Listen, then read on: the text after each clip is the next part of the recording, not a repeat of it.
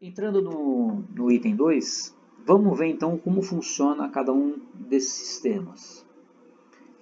Esse primeiro sistema aqui que a gente vai ver é o sistema TPCP, no item 2 do roteirinho da aula de hoje.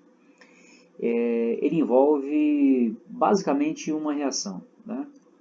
Então a gente tem aqui na reação 1 a quebra do ATP, então a energia que a gente precisa para a contração muscular, assim como para a atividade das bombas, né, de cálcio ATPase ou de sódio potássio ATPase, essa energia é liberada quando a gente quebra uma molécula de adenosina trifosfato, ou seja, 3 fosfatos juntos da adenosina, quando a ligação do último fosfato é quebrada por uma enzima específica, que é chamada de ATPase.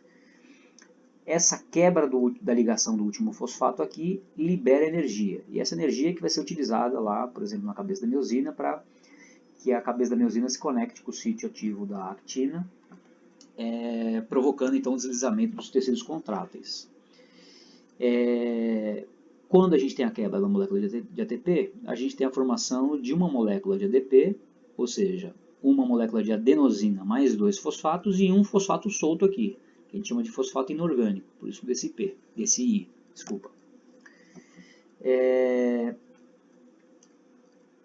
Para que a gente consiga continuar fazendo exercício, a gente precisa de ATP. A gente precisa então juntar esse fosfato à adenosina bisfosfato para gerar ATP de novo, para a gente ter uma moeda ali disponível para fornecimento de energia para a contração muscular. O primeiro metabolismo capaz de fazer isso de forma rápida, e a forma mais rápida que tem, é o metabolismo da fósforo-creatina. Então, quando a gente tem creatina fosfato aqui na reação 2, que é o CP, creatina fosfato, mais a adenosina bifosfato aqui de cima, mais o fósforo inorgânico,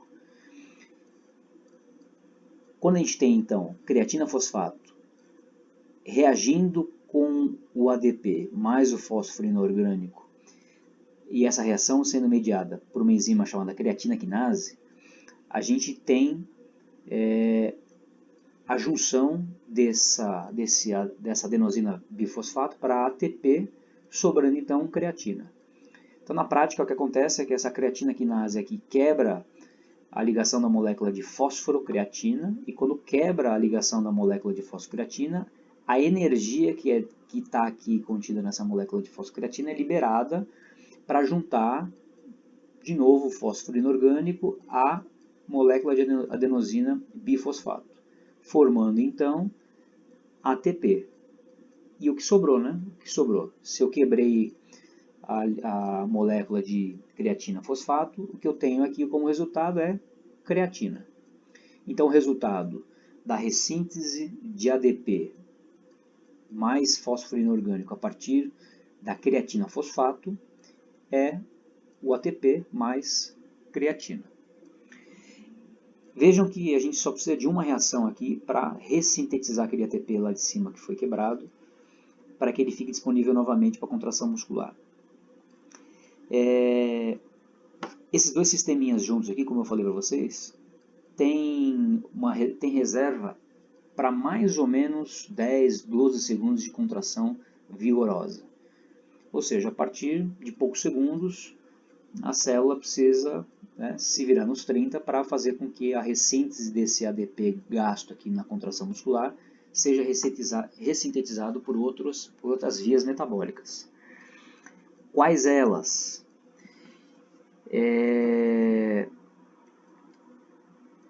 O primeiro metabolismo a ganhar relevância depois do metabolismo do ATP-CP é o metabolismo do glicogênio, ou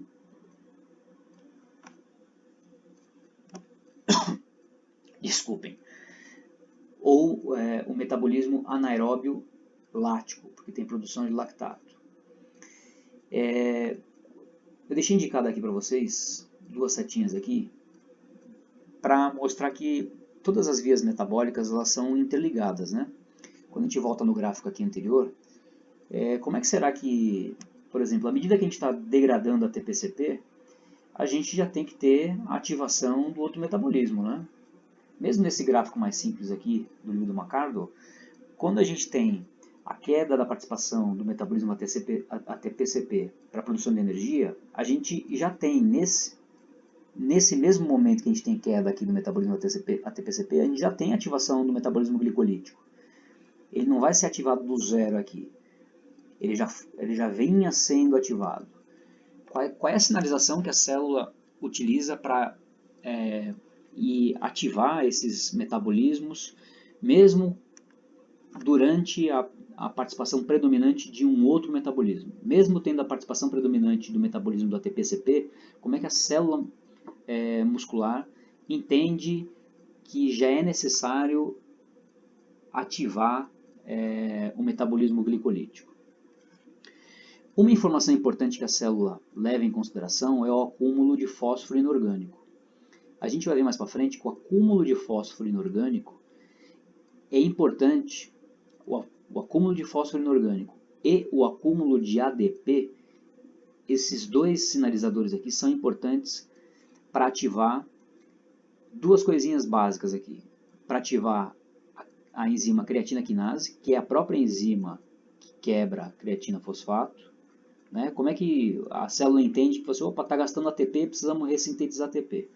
O primeiro sinalizador é o acúmulo de ADP e fósforo, que sinaliza para essa enzima aqui aumentar a sua atividade, aumentando então a quebra de creatina fosfato para a ressíntese daquele primeiro ATP que foi quebrado lá em cima na contração muscular.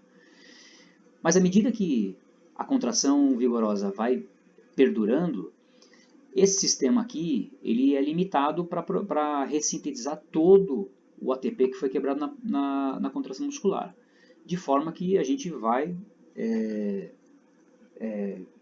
observar um aumento de adenosina bifosfato, de ADP, mais fósforo inorgânico. Esse acúmulo de fósforo inorgânico e ADP, eles também servem como estímulo para uma enzima importante da glicólise, que é uma enzima que se chama desramificadora do esqueleto de glicogênio. Então, essa enzima que retira o resíduo de glicose do esqueleto de glicogênio dentro da célula muscular é uma enzima que responde ao aumento de fósforo inorgânico. Então, à medida que esse metabolismo ATP-CP, da fosfocreatina aqui, não consegue dar conta do serviço, a célula, né, vai tendo um aumento de fósforo inorgânico, e esse aumento de fósforo inorgânico vai ativando uma enzima, que é a primeira enzima que é ativada no metabolismo glicolítico para a utilização da glicose como forma de energia. Tem um outro sinalizador aqui que também é importante, que é um sinalizador do metabolismo glicolítico. Nessa reação aqui, que é catalisada pela creatina quinase, que quebra a creatina fosfato para adicionar esse fósforo inorgânico à molécula de ADP, formando ATP mais creatina, nessa reação aqui, isso aqui é o plus da aula do Flávio, viu? Nessa reação aqui, pouquíssimos livros mostram isso. Essa reação aqui consome hidrogênio. A gente tem um consumo de hidrogênio livre nessa reação aqui, catalisada pela creatina quinase. Quando a gente consome hidrogênio, a gente alcaliniza o meio, ou seja, o pH sobe. Então, quando a gente consome oxigênio, quando há o consumo de hidrogênio livre, o pH sobe, o pH fica mais alcalino. O pH alcalino é um estímulo para ativar uma enzima que é uma importante marcadora do metabolismo glicolítico, que é a fosforofrutoquinase, ou simplesmente a PFK. Então, esse hidrogênio livre consumido aqui na reação catalisada pela creatina quinase, junto desse fósforo inorgânico que vai se acumulando ao longo da contração muscular, esses dois sinalizadores aqui servem para ativar um metabolismo glicolítico, ativando essas duas enzimas, a desramificadora e a fosfofrutoquinase, que é uma enzima chave que marca o ritmo da via glicolítica. Tá ok?